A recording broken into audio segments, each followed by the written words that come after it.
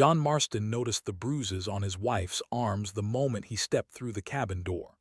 3 days of cattle driving had left him bone-tired, but exhaustion vanished when he saw Michan stirring soup with trembling hands. Her sleeves were pulled down despite the summer heat. Clementine ran to him, but something in her movement felt wrong. Careful. When she turned her face up to greet him, powder couldn't hide the purple shadow around her left eye. "Daddy," she whispered. Her voice carried weight no 12-year-old should know. John's weathered hands found Michan's wrist. She pulled away, but not fast enough. He lifted her sleeve with the gentleness he used for newborn calves. Finger-shaped bruises dotted her forearm like dark flowers. The cabin walls seemed to close in. John's jaw worked silently, muscles clenching and releasing. His mind flashed to other hands, other violence. The Van der Linde gang. Blood on his knuckles, the crack of bone under his fists. "Who?" The word came out rougher than he intended. Michan turned back to the stove. Her shoulders carried the weight of secrets. "It don't matter, John. This is just how things are." But John knew better. Nothing was just how things were. Everything had a cause. Every bruise had a maker. He knelt beside Clementine, studying her face. The bruise was fresh, maybe 2 days old. Right when he'd been 50 miles away, driving cattle through the high country. "Tell me," he said softly. Clementine's eyes darted to her mother. Some silent communication passed between them. The language of women who'd learned to protect each other through silence. "Sheriff Kane came by," Michan said finally. "Said we needed to learn our place in this town." John's hands formed fists without his permission. "Kane. The badge didn't make the man less of a snake. He hurt you both, not just him." Michan's voice carried years of accumulated pain. "Micah Bell at the store, his friends, they got ideas about what I am, what I'm for." The words hit John like physical blows. He'd known the town held poison, but he'd thought his presence protected them. Thought his reputation, his willingness to fight, created a barrier around his family. He'd been wrong. How long? Months, Michan admitted. Started small, words, shoves, got worse when they figured out you were gone regular for the cattle work. John stood, pacing to the window. Outside, the prairie stretched endlessly, indifferent to human suffering. Wind bent the grass in waves, like the ocean he'd never seen. His gun belt hung on a peg by the door. The Colt felt familiar in his hand, comfortable as an old friend. He'd killed men before, 7 if he counted right. All of them had needed killing, or so he'd told himself. Kane would make 8. "Don't." Michan's voice stopped him. "I see that look. I know what you're thinking. They hurt my family, and if you kill them, they'll hang all of us." Her words carried the weight of certainty. "You think they need much excuse. A black woman, a half-breed child, and a killer husband." John holstered the gun, but his hands shook, not from fear, from the effort of holding back 20 years of violence. "Then what?" he asked.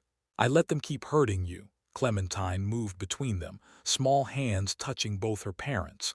"Maybe there's another way." The child's words hung in the air. John looked at his daughter, seeing strength in her young face that humbled him. She'd taken a beating and still believed in solutions beyond violence. "I don't know another way," he said honestly. "Then we learn one," Michan said. "Together." John walked to the window again. The sun was setting, painting the sky the color of old blood. In town, lights flickered on in windows, families gathering for supper, children safe in their homes. His family deserved the same safety, the same peace. But the gun on his hip whispered promises of quick solutions, final solutions. He'd walked that path before, and it had led to years of running, years of looking over his shoulder. "I won't let this continue," he said finally. "I know," Michan replied, "but promise me something." John turned to face her. In the lamplight, her bruises looked darker, more terrible. "Promise me you won't become what they think you are." The words cut deep. John understood. They saw him as a savage, a killer, a man who solved problems with bullets. Maybe they were right. Maybe that's all he'd ever be. But Clementine was watching him with eyes that held faith, trust, love. "I promise," he said. "I won't solve this with bullets." The words felt strange in his mouth, Foreign, but once spoken they became real. But I swear on my life, he continued, this stops now. Michan nodded. Relief and fear warred in her expression. Relief that her husband wouldn't become a killer again. Fear that without violence they had no protection. John pulled them both close, breathing in the scent of his family. Soap and flour and something indefinably home. He'd found peace in this cabin, in these arms. Now he had to find a way to keep it without destroying everything he'd built. Outside, the wind carried the distant sound of laughter from town. Men drinking, planning, believing themselves safe from consequence. They were wrong about that. John Marston was done being a killer, but he wasn't done being dangerous. Dawn broke gray over Redemption Ridge. John rode into town with different eyes, watching the way shadows moved between buildings. How voices lowered when certain people passed. How some folks walked with their heads down, others with chins raised. The Chinese railroad workers kept to the east side of Main Street. Mexican families clustered near the old mission. Native traders set up their goods at the town's edge, like they were ready to run. John had never noticed the invisible lines before. Now they cut through his vision sharp as barbed wire. At the general store, Micah Bell stood behind the counter with arms crossed.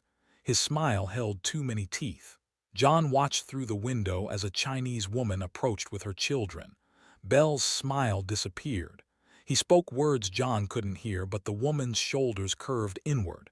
She left without buying anything. The pattern repeated. Mexican families served last. Native customers ignored entirely. Black folks avoided the store altogether. John's hands tightened on his horse's reins. The animal sensed his tension, shifting restlessly beneath him. The saloon doors swung open. Sheriff Kane emerged, adjusting his gun belt. His eyes found John immediately. The lawman's mouth curved in something that wasn't quite a smile. Kane tipped his hat. Mock courtesy. His gaze drifted toward the cabin where Michan and Clementine waited. John's jaw worked silently. Kane's message was clear. I can reach them any time. The sheriff disappeared into the morning crowd. John remained mounted, observing, learning. At the schoolhouse, white children ran and played. Their laughter carried on the wind, but other children watched from doorways and windows. Separate, silent, a pattern emerging from the dust. Doc Holliday approached, medical bag in hand. His suit was clean despite the dirt roads. Education and respectability wrapped around him like armor. Morning, John. Doc. Holliday's intelligent eyes studied John's face.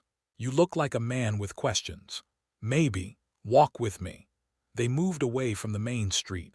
Holliday's steps were measured, purposeful. He led John toward the poorer section of town where the real business got conducted. You see it now, Holliday said, not a question. John nodded. Your family isn't the only target. Kane's been busy. They stopped at a small house with boarded windows. Holliday gestured toward it. Lee Everett's place. Chinese foreman for the railroad. Good man, honest work. Holliday's voice carried bitter notes. Someone threw rocks through his windows last week. Kane investigated, found no evidence. John studied the damage. The rock throwing was precise, methodical. This wasn't random anger. Who else? Holliday led him further. A small ranch house sat empty, belongings scattered in the yard. Wind stirred through abandoned clothes and broken furniture. Javier Escula's family, Vaqueros, been here 5 years. Kane decided their land claims were questionable. Where'd they go? Nowhere. They're camped by the river, afraid to leave, nowhere to run. The pieces formed a picture John didn't want to see. Systematic, organized, profitable. Someone's buying up the land, John said. Holliday's silence confirmed it. They walked toward the trading post. Charles Smith stood among his goods, but his usual customers were absent. The native man's weathered face showed no emotion, but his eyes held wariness. Charles, Holliday called. The trader nodded acknowledgement. His hands never stopped moving, arranging and rearranging items nobody would buy. Tell him about the visits, Holliday prompted. Charles's gaze measured John, deciding whether to trust. Kane comes by regular. Says folks complain about Indian traders taking business from honest merchants. Charles's voice carried the weight of repeated insults. Suggests I might be happier somewhere else. You leaving? This is my home too. The words hung between them, simple truth in a complicated world. Holiday led John back toward town. They passed the church, where Reverend Swanson preached to mostly empty pews. The man of God's eyes held the hollow look of someone who'd compromised his principles too many times. There's more, Holiday said quietly. They reached the saloon. Through the batwing doors, John heard familiar voices, laughter, the clink of glasses. Dutch Van der Linde held court at the corner table, cattle baron, land speculator, John's former gang leader, the man who'd taught him to kill. Dutch's voice carried across the room. He spoke of progress, development, cleaning up the territory for decent folks. John's blood turned to ice water. The pieces clicked together with mechanical precision. He's behind it all, John said. Kane's just the tool. Dutch provides the money and the plan. Holiday's medical training made him precise with diagnoses. Terrorize the undesirables, drive them out, buy their land cheap, sell it dear to incoming settlers. Why tell me this? Holiday studied John's face. Because you're the only one who might be able to stop it. I'm just one man. With a reputation, people remember the Van der Linde gang. They remember what you were capable of. John's past rose up like grave dirt, all those years trying to bury it, all those nights lying awake, remembering faces of men he'd killed. That's not who I am anymore. Maybe not. But Dutch doesn't know that. Neither does Kane. Your reputation still carries weight. The wind picked up, stirring dust devils in the street. John watched the small whirlwind spin and dissipate. Temporary disturbances in an otherwise settled landscape. What do you want me to do? Whatever you're going to do, do it soon. Dutch is moving fast. By winter, there won't be anyone left to save. Holiday walked away, leaving John alone with his thoughts. The sun climbed higher, but the shadows seemed to deepen. The town looked different now. Not a community, but a hunting ground. John mounted his horse and rode toward home. Mitchan would be waiting. Clementine would ask about his day. He'd have to tell them the truth. The problem was bigger than Sheriff Kane, bigger than random hatred. Dutch Van der Linde was reshaping the entire territory, and John was the only one who knew him well enough to understand the scope of the threat, the only one who might be able to stop him. But stopping Dutch would mean confronting everything John had tried to leave behind. The killer he'd been, the man he'd sworn never to become again. The horse's hooves beat a steady rhythm on the hard ground. Each step carried him closer to a choice he wasn't ready to make.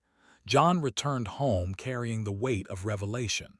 Mitchan read his face before he spoke. She set down her sewing, hands folding in her lap. "It's bigger than we thought," he said. Clementine looked up from her book. 12 years old, but her eyes held the wisdom of someone who'd learned the world's cruelty early.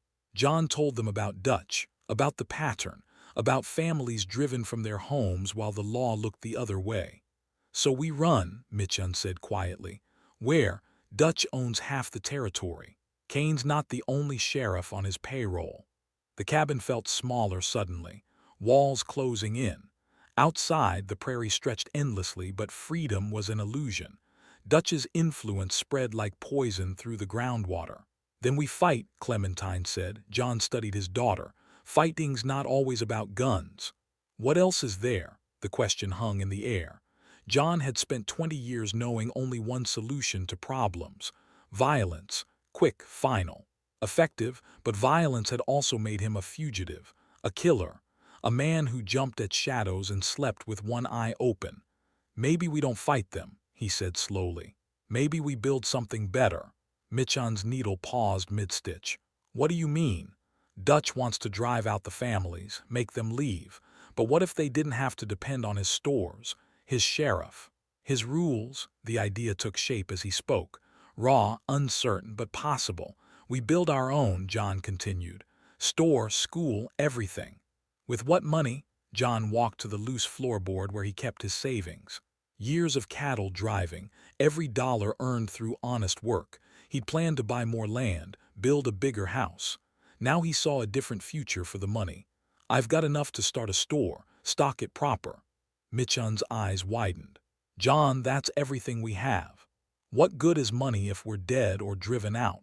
She couldn't argue with that logic, but fear flickered across her face. Fear of losing their security. Fear of making themselves bigger targets. "The other families," John said, "they have skills, resources. Together we might have enough." To do what exactly? Create something Dutch can't destroy, a community that doesn't need his permission to exist. The words sounded impossible even as he spoke them, but impossible was better than hopeless. That night, John rode out to find the others. The moon was dark, providing cover. He knew Dutch's men watched the roads, but they watched for obvious threats, not middle-aged cowboys riding alone. Lee Everett's camp sat by the river, makeshift shelters, families huddled around small fires. The Chinese foreman stood guard, rifle in hand. His eyes tracked John's approach. "You're Marston," Lee said, not a question. "I am. Heard about your trouble with Kane." John dismounted slowly, non-threatening. "Heard about yours too." Lee's weathered face showed nothing. Railroad work had taught him to hide emotions, but his family watched from the shadows. Children with hollow eyes, a wife who clutched her possessions. "What do you want?" "To talk about Dutch, about what he's planning." Lee's grip tightened on his rifle. "You used to ride with him." "Used to," the words carried weight. Past tense, but trust wasn't built on grammar. "Why should I believe you?" "Because I'm here, alone. If I meant harm, I'd have brought help." Lee considered this. Finally, he gestured toward the fire. "Talk." John explained his plan. Build businesses that served everyone. Create an alternative to Dutch's control. Make the families valuable enough to the town that driving them out would hurt the economy. "Sounds like a dream," Lee said. "Maybe, but what's the alternative?" "Keep running, let Dutch win." Lee's wife emerged from the shadows. Maria was her name, John remembered. She'd been a teacher before Kane decided Chinese children didn't need education. "What would you need from us?" she asked. "Skills. Labor, investment if you can manage it. We have nothing left." "You have knowledge, experience. That's worth more than money." Lee and Maria exchanged glances. Wordless communication between people who'd learned to survive together. "The others," Lee said, "the Mexican families, the trader, they'd need to agree. I'm asking them next. And if they say no," John considered, "then I try alone." The honesty surprised Lee. Most men would have made promises, guarantees. John offered only truth. "I'll think about it," Lee said. That was more than John had hoped for. The Escula family camp was 3 miles upstream. Javier sat by his fire repairing tack. His hands moved with practiced efficiency, but his mind was elsewhere. "Marston," he said without looking up. "Javier, come to offer your sympathy, come to offer work." That got Javier's attention. He set down his tools, studying John's face in the firelight. "What kind of work?" John repeated his proposal. Javier listened without interruption. His wife gathered close, children clustering around her skirts. "You want to compete with Dutch van der Linde," Javier said finally. "I want to give people choices." "Same thing. Maybe." Javier's hands returned to his work. Leather and metal, solid things in an uncertain world. "What makes you think it would work?" "Nothing, but doing nothing definitely won't work." The truth of that settled over the camp. They'd tried hiding, tried appeasing, tried leaving. Nothing had worked. "Count us in," Javier said quietly. Charles Smith's trading post was nearly empty. The native man sat carving, his knife moving in steady strokes. Wood shavings curled at his feet. "Knew you'd come," Charles said without looking up. "Did you? Man with your reputation doesn't just accept defeat." John settled beside the fire. "What if I told you I wasn't planning to fight?" "I'd say you were planning something worse." "What's worse than fighting?" Charles held up his carving. "A small horse, perfectly proportioned. Building something they can't tear down." The understanding passed between them without words. Charles had been waiting for this conversation. "You have customers," John said. "People who trust you. Had customers. Trust doesn't pay bills." "Might again, if we build something worth trusting." Charles set down his knife. "What do you need?" "Partners." People willing to risk everything for the chance of something better. When do we start? The question surprised John. He'd expected more resistance, more doubt. Soon as we can gather the others. They already know you're coming. Word travels fast in small places. John looked around the empty trading post. Soon it would be full again, or they'd all be dead. Either way, the waiting was over. The building rose from empty ground like hope taking shape. John's store sat at the edge of town, close enough to matter but far enough to avoid immediate interference. Lee's construction skills showed in every straight line and solid joint. Hammers rang against nails. The sound carried across the prairie, announcing change to anyone who listened. Charles hauled lumber while Javier worked the foundation. Their children played nearby, dust clouds rising from their games. Michan painted the sign. Marston General Store in careful letters. Her bruises had faded, but her wariness remained. She glanced toward town frequently, watching for trouble. The first customers arrived before the paint dried. Mexican families who'd been turned away from Bell's store. Chinese workers spending their rail pay. Native traders seeking fair prices. John treated every customer the same. No special lines. No hidden fees. No judgment based on the color of their skin or the accent in their voice. Word spread quickly in a small town. Some came out of curiosity. Others came because they needed supplies and John's prices were fair. A few came because they were tired of Micah Bell's arrogance. By the end of the first week, John's shelves were half empty. Success and danger wrapped together. Sheriff Kane appeared on the second Monday. He browsed the aisles slowly, hands clasped behind his back. Official inspection disguised as casual shopping. "Nice place," Kane said finally. "Thank you, Sheriff. Hope you have all the proper permits." John produced the paperwork. Filed correctly, fees paid, everything legal and documented. Kane studied the documents longer than necessary. "Seems to be in order. Is there a problem?" "No problem. Just want to make sure you understand local customs." Kane's meaning was clear. Follow the unwritten rules. Know your place. Don't upset the established order. "I understand perfectly," John said. But his understanding differed from Kane's expectations. The school started in the church basement. Reverend Swanson provided the space, though his nervous glances suggested he regretted the decision. Michan taught reading and arithmetic to any child who came. The first day brought 12 students, Chinese, Mexican, native, one white girl whose mother defied her husband's orders. Clementine helped with the younger children. Her confidence grew daily. The frightened girl who'd hidden her bruises was becoming someone stronger. "They learn fast when they're not afraid," Michan told John that evening. "Adults too," he replied. The town began to fracture along invisible lines. Some residents supported the new businesses quietly. Others complained to Kane about unfair competition and social disruption. Micah Bell's store saw fewer customers. His prices remained high while his attitude grew worse. He complained to anyone who'd listen about outside agitators and troublemakers. Dutch van der Linde watched from the shadows. His presence felt constant, though he rarely appeared in public. John sensed his former leader's attention the way animals sense approaching storms. The confrontation came on a Thursday. John was stocking shelves when Dutch entered, alone. The years had been kind to him, well-dressed, confident, successful. "John," Dutch said warmly, "impressive work." "Dutch, you always were resourceful. Remember that job in Strawberry?" The bank manager thought he was so clever. John's hand stilled on the merchandise. "That was a long time ago." "Was it? Seems like yesterday to me." Dutch browsed the shelves, touching items with manicured fingers. His boots were expensive. His vest was silk. Cattle money bought comfort.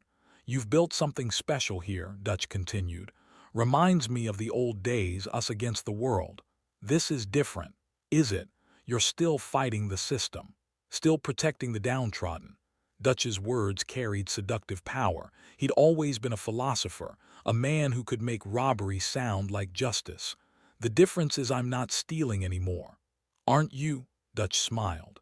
You're taking customers from established businesses, disrupting the social order. Some might call that theft. Some might call it competition. Competition. Dutch tasted the word. I like that. It's honest. He moved closer, voice dropping to conspiratorial tones. I have a proposition for you, John waited. Join me, officially. Help me expand this model across the territory. Think of it, John. Towns full of people who owe their prosperity to us. Us, partners like the old days but legal, respectable. The offer hung between them. Dutch's vision painted in broad strokes. Power, influence, control over entire regions.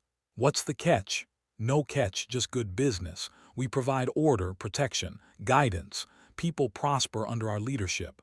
And if they don't want our leadership, Dutch's smile didn't waver. They'll come to understand its value. The threat was subtle but unmistakable. John had heard that tone before. Dutch explaining why banks needed to be robbed, why lawmen needed to be killed, why anyone who opposed them deserved whatever happened next. I'll think about it, John said. Don't think too long. Opportunities like this don't last forever. Dutch left as quietly as he'd arrived, but his presence lingered in the store. The scent of expensive cologne, the memory of old crimes, the weight of impossible choices. That evening, John told Michan about the conversation. She listened without comment, her hands busy with needlework. He's offering you everything, she said finally, everything except what matters. Which is? John looked around their small cabin, Clementine reading by lamplight, Michan's sewing basket, the simple piece of family life. This, you, her. The chance to build something clean. And if you refuse, then we find out how much Dutch has changed. Michan set down her sewing, or how much he hasn't. The wind picked up outside, rattling the windows. Storm weather approaching. John could feel it in his bones, the way old wounds ached before rain. Change was coming whether they wanted it or not. The only question was whether they'd survive what came next. John's store had succeeded beyond his expectations. The school was thriving. The community was growing stronger. But Dutch van der Linde wasn't a man who accepted defeat gracefully. And John knew his former leader well enough to understand that patience wasn't surrender. It was preparation. The storm was coming. And when it hit, they'd learn what they were really made of. Dutch's ultimatum came with the morning sun. 24 hours to decide. The message arrived through Doc Holliday, who delivered it with the clinical detachment of a man diagnosing terminal illness. He's not bluffing, Holliday said. I've seen what happens to towns that refuse his partnership. John stood in his store, surrounded by the fruits of honest labor. Shelves stocked with goods bought fairly, walls built with willing hands. A future constructed from hope instead of fear, all of it balanced on the edge of a knife. What does he want exactly? Michan asked. Control, John said simply. He wants to own what we built, put his name on it, make it part of his empire. And if you refuse, John's silence answered the question. Everyone knew Dutch's methods. Towns that resisted found themselves burned out. Families disappeared. Resistance crumbled under systematic terror. Clementine looked up from her books. What if we fight? With what? Dutch has money, men, influence. We have hope and determination. Sometimes that's enough. Her faith humbled him. 12 years old and already braver than most grown men. She'd inherited her mother's strength and her father's stubbornness. Sometimes, John agreed, but not always. The partners gathered at sunset. Lee, Javier, Charles, and their families.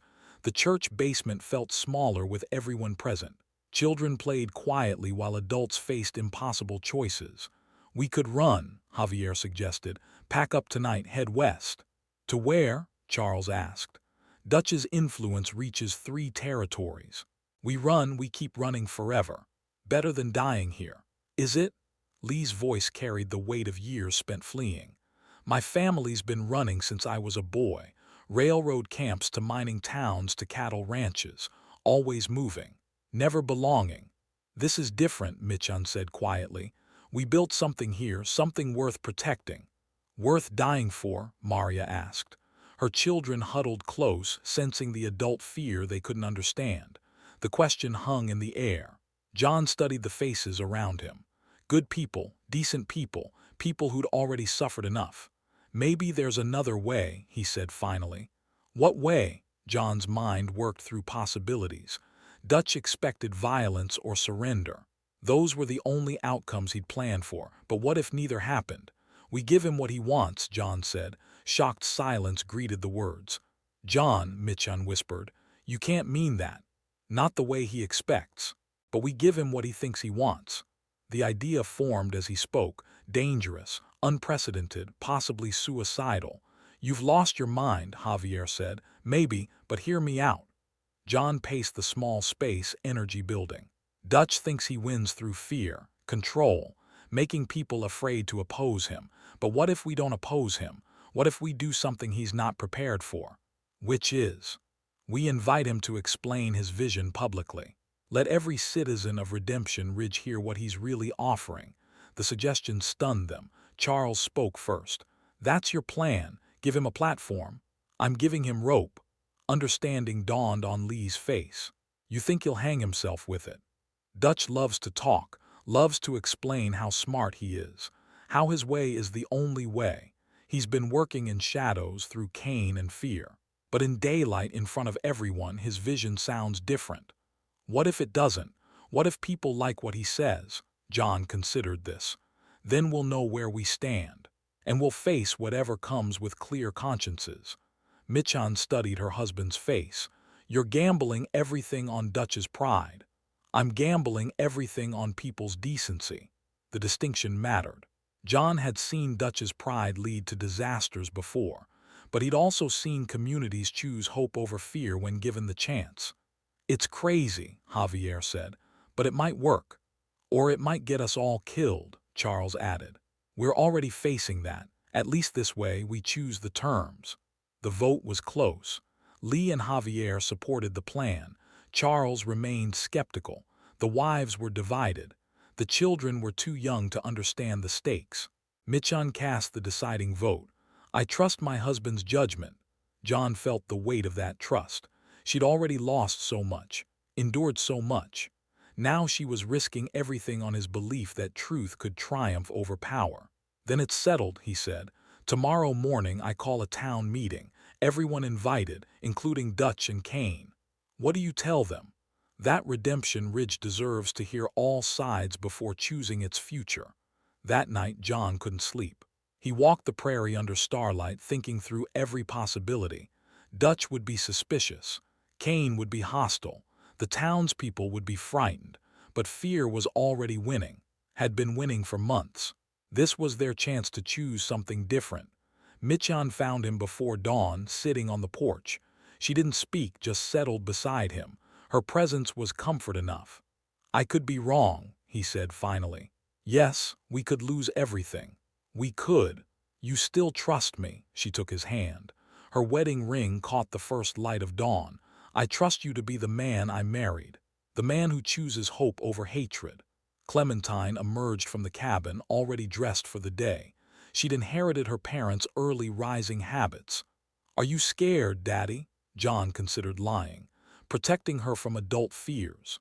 But she deserved honesty. Yes, but I'm more scared of doing nothing. Then we do something. The simplicity of 12-year-old logic. Sometimes the hardest choices were also the clearest. John stood, decision made. He'd spent years running from his past. Years trying to forget the man he'd been. Today, he'd find out if the man he'd become was strong enough to face Dutch van der Linde without drawing his gun. The sun rose over Redemption Ridge, painting the sky the color of new possibilities. By sunset, they'd know if hope was stronger than fear, or if some battles couldn't be won with words. The town square filled before noon.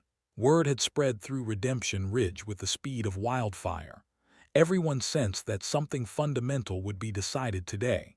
John stood on the church steps, watching faces arrive. Merchants closed their shops. Farmers rode in from outlying homesteads. Children peeked from behind their parents' legs. Dutch arrived precisely at the appointed hour. His carriage was polished black, drawn by matched horses. Sheriff Kane rode alongside, hand resting on his gun. The display of wealth and power was intentional. "John," Dutch called out warmly, "quite a turnout. People deserve to hear what you're offering." "Indeed they do." Dutch stepped down from his carriage with theatrical grace. His suit was spotless despite the dusty road. His boots gleamed, every detail calculated to project authority. The crowd parted as he approached. Some faces showed fear, others curiosity. A few displayed open hostility. John raised his voice to address the gathering. "We're here to discuss the future of Redemption Ridge. Mr. Van der Linde has a vision for our town. He's agreed to share it with all of us." Dutch smiled, pleased with the platform. He'd always enjoyed an audience. "My friends," Dutch began, his voice carrying across the square, "I see a town with untapped potential, rich land, hardworking people. All you need is proper leadership." Murmurs rippled through the crowd. Dutch's charisma was undeniable. He spoke of prosperity, growth, order. "But prosperity requires sacrifice," Dutch continued. "Sometimes we must clear away the old to make room for the new. Remove obstacles to progress." The language was careful, coded, but John saw understanding dawn on several faces. "What kind of obstacles?" called out a voice from the crowd. Dutch's smile widened. "Undesirable elements. People who don't share our vision of civilized society. Those who would drag us backward instead of forward." The euphemisms were thinning. Doc Holliday stepped forward, medical bag in hand. "Could you be more specific, Mr. Van der Linde?" "Certainly. Foreign influences, primitive cultures, mixed breeds who don't understand their proper place." The words hit the crowd like cold water. Children who'd been playing together suddenly seemed aware of their differences. Parents pulled their kids closer. Sheriff Kane nodded approvingly. "Mr. Van der Linde wants to create a town decent folks can be proud of." "And how exactly would this cleansing happen?" asked Reverend Swanson. Kane's hand moved to his gun. "Whatever methods prove necessary." The threat was explicit now. No more coded language, no more subtle pressure. Dutch's vision required force to implement. John watched the crowd's reaction. Some faces showed approval, others displayed horror. The town was dividing before his eyes. "Questions?" Dutch asked confidently. Mitchon stepped forward. John's heart clenched. She was making herself a target. "I have a question," she said quietly. "What happens to families who have lived here for years? People who have built homes and businesses?" "They'll be relocated to more suitable communities," Dutch replied smoothly. "And if they refuse?" Dutch's mask slipped slightly. "Refusal isn't really an option." The crowd stirred uneasily. Maria Escula moved closer to her husband. Lee's children pressed against their parents. "Any other questions?" Dutch asked. Charles Smith raised his hand. "What about the trading agreements, the railroad contracts, the business relationships we've built?" "All will be renegotiated under new management," Kane answered. "More profitable arrangements." Profitable for whom? For the right people. The meaning was clear. Dutch's supporters would prosper, everyone else would suffer. John let the silence stretch. Let the implications sink in. Dutch had laid out his vision with remarkable clarity. Now the town had to choose. "Well," Dutch said finally, "I think we've covered the essential points. Sheriff Kane will be collecting signatures from those who support our vision." Kane stepped forward, papers in hand. "Time to choose sides, folks." But something unexpected happened. Instead of rushing to sign, the crowd hesitated. Faces turned toward each other. Neighbors looked at neighbors. Mrs. Patterson, the baker, spoke first. "I don't want to live in a town built on fear." "Fear brings order," Kane replied. "So does decency," said Tom Wheeler, the blacksmith. "And decency doesn't require driving out good people." More voices joined in. "Not all of them, but enough to matter." "This is your last chance," Dutch warned. "Join us willingly or face the consequences." Doc Holliday stepped between Dutch and the crowd. "The only consequence we fear is losing our humanity." Kane's hand moved to his weapon. "You're interfering with official business." "What's official about terrorizing families?" Other men stepped forward. Farmers, merchants. working men who'd found their courage. Cain realized his isolation. His authority depended on fear, and fear was evaporating in the face of community solidarity. "This isn't over," he snarled. "Yes," John said quietly. "It is." Cain looked to Dutch for support, but Dutch was studying the crowd with calculating eyes, a businessman recognizing a bad investment. "You've grown into something I didn't expect," Dutch told John. "Maybe there's room for different approaches in this territory." He climbed back into his carriage without another word. Cain followed, his authority broken. The crowd watched them disappear down the dusty road. Then slowly people began to disperse. But something had changed. The invisible lines that had divided the town were fading. Children ran back to their games. Parents discussed the school. Merchants talked about fair prices and honest dealing. John found himself surrounded by his partners. Lee, Javier, Charles, their families, the people who'd risked everything for the chance of something better. "You did it," Javier said. "You actually did it." "We did it," John corrected. "All of us." 6 months later, Redemption Ridge had become something unprecedented on the frontier. A town where success was measured not by who was excluded, but by who was included. John's store thrived. Michan's school had waiting lists. The church held services in 3 languages. The railroad brought visitors who marveled at the unusual harmony. John stood on his porch, watching Clementine teach Spanish to a group of children. Her bruises had healed completely, replaced by the glow of confidence. Michan joined him, her hand finding his. "No regrets." "None," word had spread across the territory. Other towns were asking questions, requesting visits, wondering if what happened in Redemption Ridge could happen elsewhere. "Think it will last?" Michan asked. John considered the question. Dutch was still out there. Cain had found work in other territories.